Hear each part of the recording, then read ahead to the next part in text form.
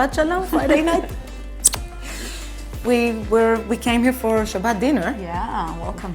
But you prepare a Shabbat meal that is based on recipes from your catering and event business. Right? Mm-hmm. What are we gonna start prepping? We're gonna start prepping the qatayef, which is a traditional Arabic dessert, but I made it like savory taste, filled with the chicken flavored with shawarma. Yeah, and we start making it, the dough. Right. Mix the dry ingredients, and we're gonna add water. You want me to slowly add it in?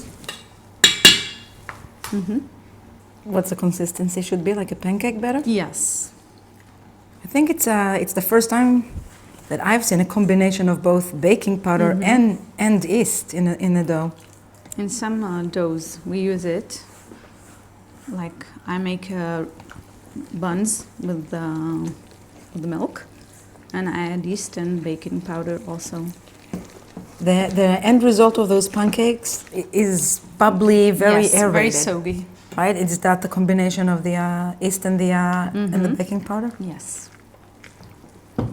Just say more or less? Yeah, no, you have to almost add everything, and we have to add as we run along with the frying. So no fat, none in the dough? No, zero fat.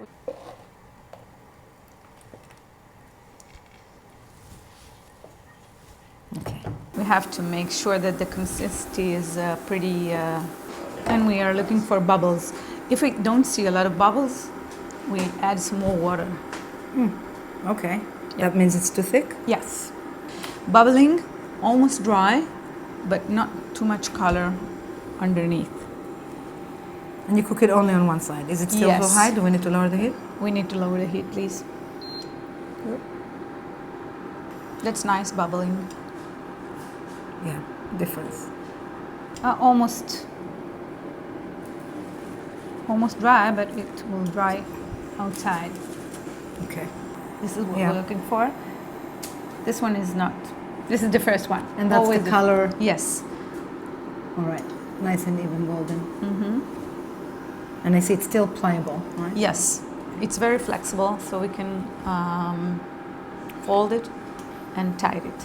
Yeah, I'm going to put some chicken with lamb fat.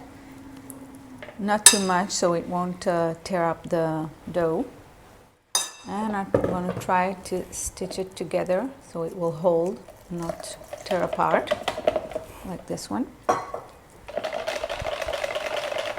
Because the dough is so flexible, it's easy to stitch it together.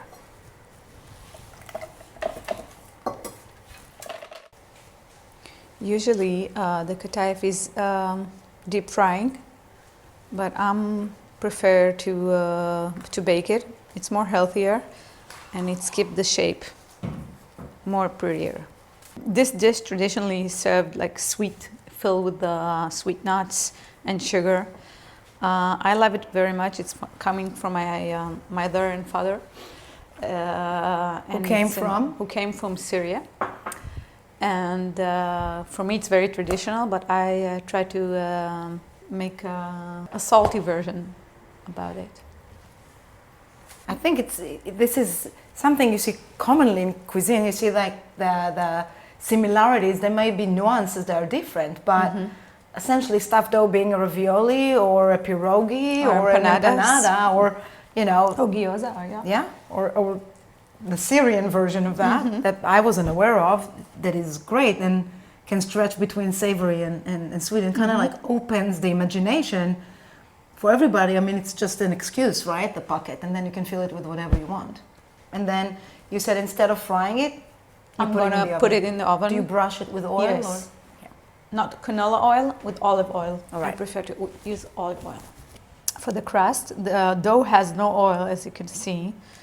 So I'm looking for that crust when I put it on the oven on high heat. Just a little bit of crunch? Yes. Okay. And color, of course. Maya, we're putting in the oven, temperature and time? 200 Celsius. Just until it's nice and crusty? Yes. Okay. Nice and gold.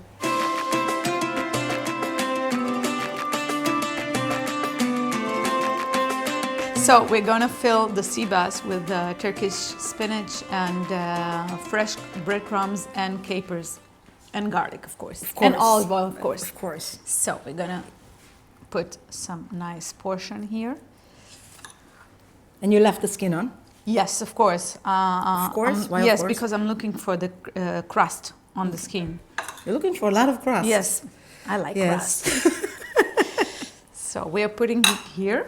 Normally this dish served with Kalamata olive, but I find that the olive brings it like very bitter taste when it's fried. And how about green olives? It doesn't make the same impression as the capers. I'm sorry. Fine, I'm running out of olives. Sorry. Okay, so we're the going capers. to tie it so it won't run. So it won't run? It's dead, Yes. Maya. I don't think it's going to It's run. so fresh, so I'm afraid it will run out of the pan. Can I ask you a question? Yes. Why aren't you doing with one long string? Because I want to cut it. I don't want to. I want to cut it before I fry it. Okay. Okay. So you need almost to tie it Yes. portion-wise. Yes. Okay. Exactly. I try to put it here. If you want to help, you can cut. I don't. Yeah, you don't have a choice. What do you want me to do? Cut what? What? Yeah, you want portion like this one, like 3. As you can see, some of them are thicker than the other one. Yeah, so because it would it's need, the center cut. Yeah, it would need more time. Where the inspiration of that dish comes from? So I learned it, did this dish on the cooking school I learned, Danon, and which is located in Tel Aviv. And I like it very much.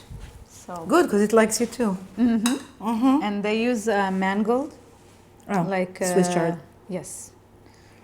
But you can really do it with any green. Yes, of course. Right? So it can be kale, it can be spinach. Kale, it's more hard because you have to cook it before. Well, we have baby kale. Oh, baby kale is great. But I like Turkish spinach because it's delicious. It has this short season.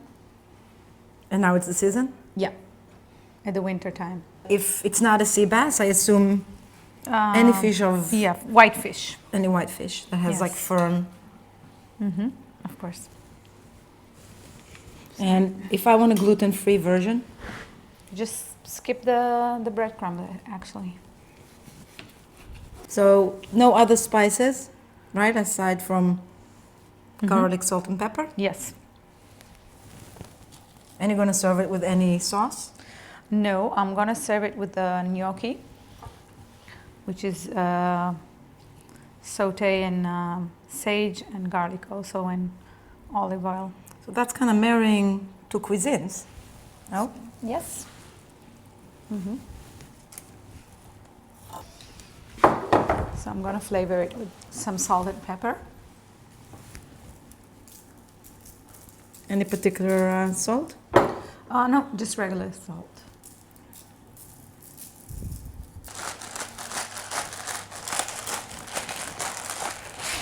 Okay, so I'm gonna start frying it now with olive oil, and then I'm gonna finish it in the oven, hot oven. So we're gonna fry it in hot olive oil. And why olive oil here? Because I want to flavor. But you really, on this stage, you're just crisping the skin. Yes. You're not worried about cooking the fish all the way because it goes in the oven. In the oven, right.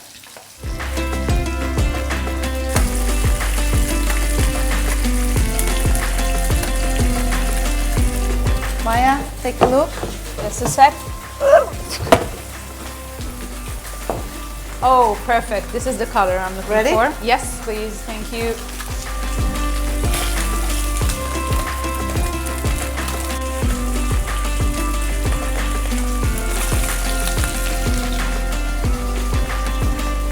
So these are look perfect, the perfect color I was looking for. So we're almost ready to sit down to the table. We have to first light a candle, the Shabbat candle, and do the blessing for the Shabbat. ברוך אתה אדוני אלוהינו מלך העולם אשר קידשנו במצוותיו וציוונו להדליק נר של שבת. אמן. Amen. שבת שלום. Shabbat shalom. All right. Okay, let's Now eat. it's Shabbat. יום שישי, ויחולו השמיים וארץ וכל צבאם, ויכל אלוהים ביום השביעי מלאכתו אשר עשה, וישבות ביום השביעי מכל מלאכתו אשר עשה. ויברך אלוהים את היום השביעי ויקדש אותו, כי בו שבת מכל מלאכתו אשר ברא אלוהים לעשות.